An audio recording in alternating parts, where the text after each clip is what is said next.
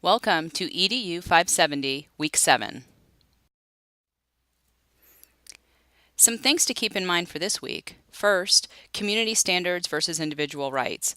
For the good of the many, as educators, we must work toward the greater good. Unfortunately, a global ideology does not work for all. Individual rights may be bent to roll out new legislation, for example. Then, work must be done to correct the parts of the law so it benefits all as much as possible. The hire to get in an organization typically requires you to make higher level decisions, sometimes very far away from the work. Just remember, as much as everyone complains that those who make education law have never been teachers, you may be in a position to make overarching decisions too. Don't forget your roots in education when you make them. Make sure you are analyzing the situations you run into using the ethical paradigms. As you grow as a leader, always staying student-centered will help guide you to the best course of action. Some highlights I found in your text are included here. Knowing we live in a complex community, to me, is obvious. Things function and we survive, and all things are cyclical. Even when leadership changes, drastic change is not immediately felt. We continue on and make do. We move on, continue learning, working, and living. We have been raised to act accordingly, and as educators, we act even more so. Think of the flip side. If we were the deviants, if we just did whatever we wanted, what would the world look like? Anarchy? We have no real right to act however we want because we'd be in jail. Therefore, when all things are happening in a cyclical pattern, things are kept in balance and work. We are a part of the process. We participate and must be active members. Unfortunately, our community at large, or society, is imbalanced.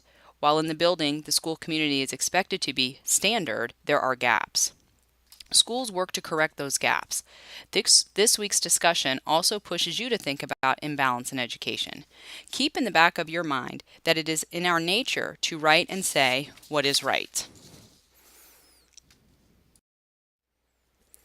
For your discussion post this week, read the case that starts on page 146. It is very interesting and all too common situation. After reading, respond to question number 2 in the text. Can you believe it? This is your final paper already. This course flew by. I am sure you are very excited as you are one step closer to your degree. This paper is set up exactly like the very first case study. Read the case. Summarize the case in a couple paragraphs. Then write about the key practical issues, making sure you provide outside support for your ideas. The next section would be the key ethical issues that are also well supported. Make sure they are well supported. Find research that has the same thinking strands as you do. Following your findings, write about 2 or more possible courses of action that are well supported. Do not just write what you do. Follow this with a discussion of how the ethical frames from the course are applied, your final decision for a course of action, and a prediction of the outcome. Your prediction would be based on researched outcomes.